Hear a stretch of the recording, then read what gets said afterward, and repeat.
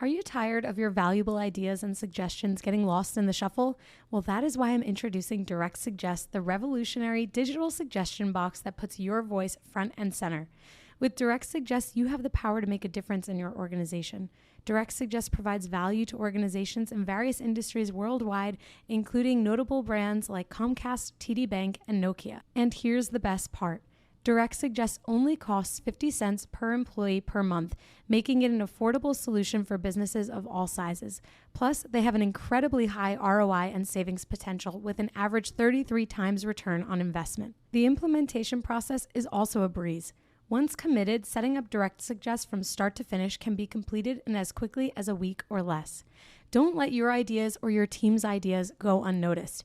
Visit directsuggest.com today and start by making a difference with Direct Suggest. Use the promo code HUMANHR for your extended 60-day free trial. Again, visit directsuggest.com to learn more, and remember to use promo code HUMANHR for an extended free trial. Direct Suggest, where your voice matters. Welcome to the Bringing the Human Back to Human Resources podcast. I'm Tracy Chernoff, and I've spent my entire professional career in HR. Each week, we'll explore the delicate balance between people and business with the aim to reconnect the two and create meaningful outcomes. Listen in as I share my own experiences, challenge the status quo, and chat with guests from various industries about our mission to bring the human back to human resources. Hi, everyone. Welcome back to the podcast. Thank you so much for being here for another week. Don't forget to rate, review, and subscribe wherever you're catching this episode. And, you know, we've talked about workplace culture a ton on this podcast because it's relevant every single day. But I'm really excited because I have a guest that's going to help us dive into this topic even further, and that is Dr. Jessica Kriegel, who is the Chief Scientist of Workplace Culture for Culture Partners, a leading research and strategy and best practices for driving results through culture.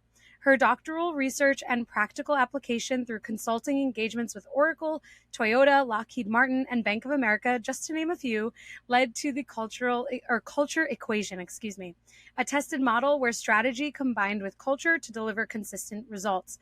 Today, Jessica applies data-driven insights to dismantle the chaos of poor morale, low performance, and missed financial goals. She's an author, Fortune 100 thought leader, and international keynote speaker, as well as a frequent contributor on Fox Business, CNN, MSNBC, and CNBC. Thank you so much for joining us, Jessica. It's such a pleasure to have you. Thank you. It's a pleasure to be here. Yes. Well, I would love to jump right into this topic. I mean, one of the things that we definitely have to dive into is this idea around how to drive business results through culture. How can we do that? Culture obviously remains one of the number one topics, not only on this podcast, but in general when people are talking about business. Well, culture remains one of the number one topics because it still is such a mystery to so many people. I think when you ask 100 CEOs what culture is, you get 100 different answers. And that's part of what we're trying to demystify.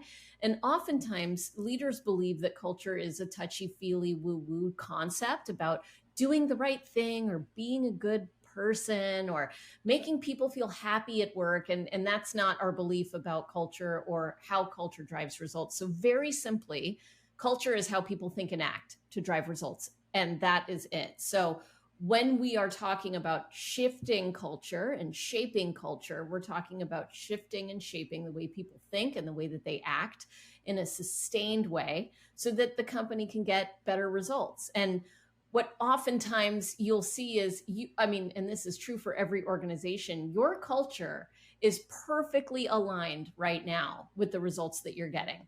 It's perfect. It's exactly what it needs to be to get the results you're getting today. That's why you're getting those results. And what many culture strategists and consultants do is when they do culture consulting, they'll go into a company and they'll dig up all of the baggage by interviewing people and doing surveys, and they'll say, what don't you like? What's not working? What's roadblocking you, right? And then they give you a list of 10 things that everyone has complained about and say, this is what's broken in your culture. You need to fix these 10 things. And then surprise, surprise, they come along with an upsell of how much it's going to cost to fix those things. And that's not our approach. What we do is we say, what results do you want to get? What are you trying to achieve? What's your big bad, awesome North Star goal that we want to help you get to? Let's figure that out first, and then we're going to help you create the culture that will get you there. And that's how culture drives results, is when you realize that it's really just how people think and act to get results. That's really interesting. And immediately I think about change management and how difficult it is to change behaviors, whether it's in business or otherwise. So when you've identified what the challenges are, how do you actually go about changing those behaviors? Because that's probably arguably the hardest part.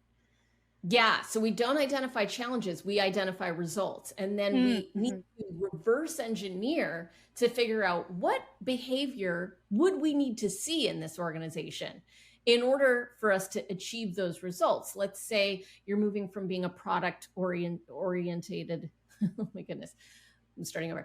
Let's say you're moving from being a product services organization. Oh my God, I'm gonna start up one more time. Let's say you're moving from being a product organization to a services orientation. Then you need to figure out how people need to act differently in that case. Most leaders get stuck in what we call the action trap. So the action trap is, here's what I need people to do. Let's create activity that gets them to do those different things. So they'll focus on things like organization redesigns or training or hiring and firing. And these are all actions that ultimately you're trying to take in order to change results, but they're missing the thing that is beneath behavior. It's the thing that motivates all human behavior, and that is our beliefs. I hold certain beliefs about the world. It's a mindset, right? It's the way I think about the world. And when I act, it's always in alignment with my beliefs. And if you want people to act differently in the workplace, you need to foster the beliefs that will get them to take the action you need them to take. And so that's where we start, is getting out of the action trap of doing activity, and rather saying, what beliefs do we need to develop and nurture in this organization so employees will take the initiative proactively to engage in the right activity so that you can get the results you're trying to achieve. And just to finish the loop here, what creates belief is experiences. So it's all about intentional experiences that we co-create every day. Thousands of times a day, we're having experiences. And when we can be intentional about those experiences, we foster beliefs, which drive actions, which gets us results. And that's really the culture model we use. It's called the results pyramid, and it just works. That's really interesting. And I guess the other thought that I had here too is, like, are there obvious barriers to achieving these results? Like, let's say you go into an organization, you've identified the results, you've identified what behaviors need to be implemented, changed, etc. Where are typical roadblocks found? Is it in leadership? Is it in individuals not willing to change? Or is it something different from that?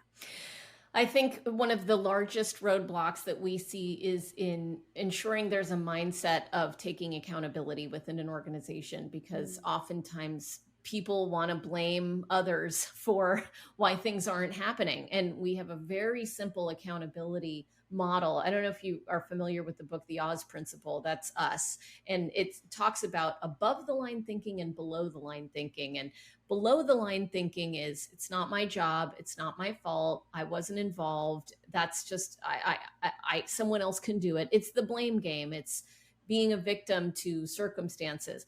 Above the line thinking is saying, I'm going to make a personal choice to see it, own it, solve it, do it. And that is my responsibility. When people think culture is something that the CEO creates, they're not taking accountability, because I have an experience when I engage with a colleague that's at my level without my CEO even knowing that it happened, that shapes my understanding of culture.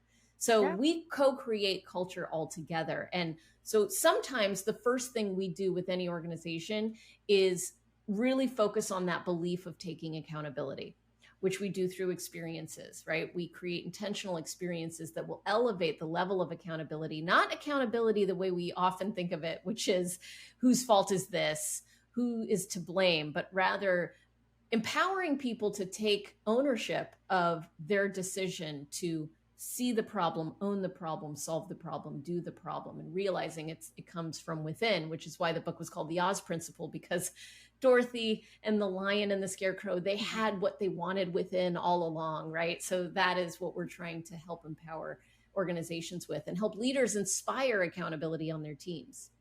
Fabulous.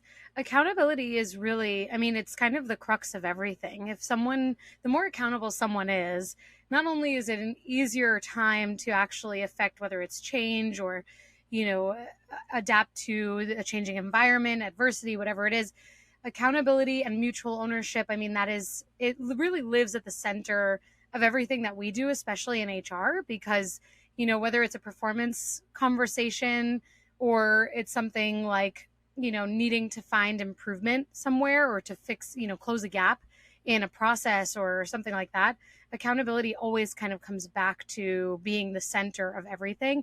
So it's really interesting that you share that. And, it then leads me to wonder about how generational differences can influence some of this. Like, do you ever see in the work that you do the implication of generational differences, maybe even misunderstandings in the way that people work? Because we know that the boomer generation is very different from the Gen Z generation, and it's very different than millennials. And we see memes and videos all the time poking fun at the generational differences. So I guess it's almost like a two-part question. One, are there obvious challenges with these differences? And two, is there a way to acknowledge these differences while uniting an organization in making changes to achieve results? Yeah, I mean, I think it is the perceived differences that are in fact the problem that even help facilitate a culture without accountability, because oftentimes you'll see millennials blaming boomers because of the way that boomers are, or Gen Xers blaming Gen Zers because of the way they perceive that generation to be. This was actually the study that I did for my doctoral dissertation. I thought there was going to be significant differences across generations, and I wanted to know what those differences were and how to attract and engage and retain different generations. And I was shocked when I did the research. It turns out there isn't nearly as many perceived differences as we think there are. And a lot of what we talk about and read about on these media outlets online that seem very clickable are just stereotyping. And it's ageism hiding in a generational label, which is below the line thinking. It's, well, I can't do it because millennials are lazy. That generation is entitled. They're not tech savvy, or they are tech savvy. All of that is just the blame game. And when you dig into the research, the adoption rates of technology in the workplace are the same across generations. They're not the same in our personal life, but in the workplace, it is the same adoption rate regardless of how old the person is. So this idea that there's digital natives and digital immigrants in the workplace, that evens out. Another common misconception is that younger generations are less loyal to their employers than older generations. Well, the Employee Benefits Research Institute measures tenure based on age, and they saw younger people on average their tenure is 3 years, and older people it's 10 years. So people see that differential and they think, right, exactly, older people are more loyal. But that Research Institute has been doing that study for 50 years. And 50 years ago, the numbers were exactly the same. So it's not a generational issue as much as it is a life stage issue. When I'm 25, I don't know what I want to do when I grow up. I try software sales, and then I decide, you know what, I want to be a dancer. And then I quit and I go try a different career path. Whereas people later in their career, they're closer to retirement. They've done the experimentation and they're more likely to stay. But that's not a millennial baby boomer thing. And it's not an attention deficit disorder thing. And all of these stereotypes we come up with, if we were to replace the label of millennial or baby boomer with a different label, like white, Black, Hispanic, Asian, and we were to say, what's it like to attract and engage and retain your Black workers? Well, they're more entitled and they're less tech savvy, and whatever the stereotypes are we say for generations, it's obvious how inappropriate that is. And it feels not okay, because we've had a lot of conversations about racial stereotyping. We still do it. It still exists, right? But we kind of know it's not okay. And with generational labels, it's like people haven't figured out that it's not okay. And what that does is create a culture without psychological safety, a culture where I, as a younger person in a company, don't feel like I'm seen, like I'm understood, and like I have a future here because you don't even know who I am. So really, we have to abandon these generational stereotypes if you want to create a culture of inclusion. That is fascinating. I love the way that you position this, that it's basically ageism hiding behind a generational label. It's fascinating. I've really never thought of it that way. And I'm sure that the listeners have, had this eye-opening moment as well, because it's really true. When you think about what the generations are labeling, it is just there. It's age, it's differences in age, it's age groupings. And, as my mind is like kind of running a million miles a minute on this thought, one of the things that I've talked about in the past, maybe a year and a half or so ago, was this idea of how ageism is so prevalent in the workforce. I mean, we see all the time in HR, whether it's a hiring manager or even businesses taking a stance that X person that's applied for this job is overqualified, or, X person that's applied for this job has too much experience. And yet then, the way that translates is that you have people who are effectively pushed out of the workforce sometimes. And there are so many areas where I think where we've seen ageism play a role. And this is another important point to consider, that generational gaps, to your point, are based on your research, are not necessarily exactly as we perceive them to be. So thank you for sharing that. And actually, I think it's the perfect opportunity for us to talk about the trend that I mentioned before we started recording, which is this idea of the lazy girl job. And as I shared with you, I already did an episode on this. And by the time our episode comes out, it'll have been a couple of months and everyone will be able to reflect on what I've said and reflect on the trend, whether good or bad, depending on how it kind of continues to roll on. But what is your perspective on this? Obviously, it is aligned to this anti-work movement. And, I definitely would love to hear what your thoughts are on how this type of trend and the clickbait in the title affects people in the workforce today, especially women. The growth of any business relies on the workforce behind it, and Namely knows that if you can wow your people, you can power your business. Namely is the all-in-one HR solution that empowers you to engage and develop your people in an intuitive platform, so you can make your life easier and your employees happier. Namely's award-winning technology gives your employees the career and connections they need to truly become part of your business. Whether you have 20 or 1,000 employees, Namely handles the essential HR, payroll, and compliance needs all through their modern and integrated platform. With Namely, your team stays engaged with a seamless interface and self-service tools to request PTO, acknowledge peers, review pay stubs, and enroll in benefits, while you get the time and data you need to focus on your core business initiatives. As Namely helps you easily handle everything from onboarding, payroll, time tracking, open enrollment, employee engagement, and so much more. Make your life easier and power your business with Namely today. Learn how you can simplify your HR processes today at namely.com. That's namely.com. If your company is remote or hybrid, then you know just how difficult it can be to grow your company's culture beyond a pre-scheduled Zoom happy hour or occasional lunch and learn. Well, this week's sponsor is here to solve that. They're called CultureBot. CultureBot has devised what will likely become the gold standard for growing and blossoming a company culture inside of Slack. The app is like a sidekick for any HR or people professional, automating a lot of the mundane tasks you probably are forgetting to do on a daily basis. Things like birthday and work anniversary celebrations, team shoutouts and kudos, employee introductions, and remote games. It even has health and wellness tips and conversation starters. If that piques your interest, this will get you even more excited. Today, I'm able to share a special promotion for listeners of the podcast. You can get your first 6 months of CultureBot for 50% off. Plus, if your team is under 25 employees, CultureBot is free forever. So if you're looking for a way to create a culture of appreciation and drive increased engagement and togetherness across your team, I definitely recommend checking out CultureBot. Go to getculturebot.com/humanhr. That's getculturebot.com/humanhr to get the offer. Plus, I've added the link in the show notes so you can just click right there. Now, let's get back to the podcast.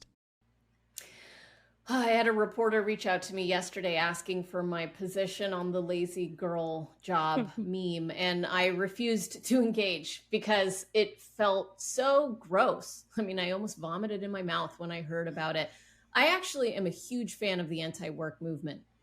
I think it's fantastic. We have an opportunity to give voice to the worker that doesn't feel like they have a voice. We're bringing light to issues that are important to millions of workers in America. And I think it's healthy for the CEOs and the markets generally to get a little bit of pushback on working conditions, page gap, equity issues, etc. So I love that about the anti-work movement. I think this is a lazy meme. It's sexist. I have no idea why it's gendered at all. And it just makes me sad for the state of affairs right now. The Barbie movie just came out, and I wrote this article about the power in that movie in talking about the role of women in the workplace. At Culture Partners, we just released some research a few months ago on the power of having more women in leadership roles at work. It actually increases culture strength for both men and women. Clarity of results goes up, and so therefore financial returns go up when you have more women in the workforce. We studied like 5,000 employees, and I think across 26 different organizations for that. The results are clear. Why are we going backwards? I just don't understand. And so I'm, opting out of that conversation because it just feels sad to me to even go there. I totally agree. What I said in the episode that came out in August, by the time this launches, it's already October. But what I had shared in the episode is that I think the movement, the premise, the point of it makes so much sense, that people should be able to find flexibility in their jobs and not take a pay cut as a result. They should be able to prioritize their work-life balance, whatever. If that is truly the meaning, I've watched the videos from the person that, essentially created this term. And this is what she's saying is the whole point of what she intended to put out there. But what I shared in the episode is that it feels reckless because we are taking something that is so important, like this movement and this ideology, and we're attributing a reckless and a careless and lack of thought, or like an unthoughtful title to get as much, press as possible. And I just don't think, and when I think about being, for myself, being a woman in business, I think about all of the women that came before me who broke these glass ceilings, that allowed me this opportunity to have a podcast, that allowed me the opportunity to be in a senior director position for a tech company, right? Like it's not lost on me how much time and effort has had to go into enabling opportunities for people like me. And that said, when I read the title Lazy Girl Job or whatever, I can't help but think of the recklessness behind it and the lack of gratitude that is just intrinsic in it. And I get that we're in a society that is really in tune with these like fast videos, 1-minute clips, GIFs and memes and all of these things. And we consume content rapidly. But one of the other things that I said is that, it's in a way the content creator who created this terminology is subscribing to the hustle culture that the anti-work movement is supposed to be antithetical to, because she is working as a full-time content creator. She now has all of these media outlets contacting her about this phrase that she's coined. And there has to be some awareness to the way that what we say and what we do and what we kind of put out there, what that has an impact on and who that has an impact on. So I appreciate your perspective on this. Yeah, and it's not even lazy woman job. It's lazy girl job. Lazy girl job, which minimizes women even more. It's just sad. I'm out on that. Yeah. Yes, it's true. That's actually a great point. I wish I brought that up in the episode, that we also, there have been moments in the last 5 years where someone's called me a girl, and I'm like, I graduated from girl long ago. And so it's true. It does certainly feel like we are taking many steps back, even though the ideology behind it is something that we can all get behind, this anti-work movement. Something we talk about a lot in the importance of creating culture is purpose. And our purpose is our moral compass that drives decisions. And one of the reasons I didn't comment on this with the reporter was because that is so antithetical to our purpose at Culture Partners, which is to unleash the power of culture, to inspire people to reach their full potential. And it felt like it was an easy decision when you've got that moral compass of a purpose that's driving your decisions. That woman, probably wanted to get clicks and she got it. So good on you for aligning with your purpose. I want to work towards something bigger, even if I lose clients over it, even if I don't get as many clicks about it. I could have had my name in whatever that newspaper was. And it's not worth it to me, because I get to go to sleep at night knowing that I am contributing towards something bigger. Yeah, great point. And on this note of purpose, I think it's a really great point.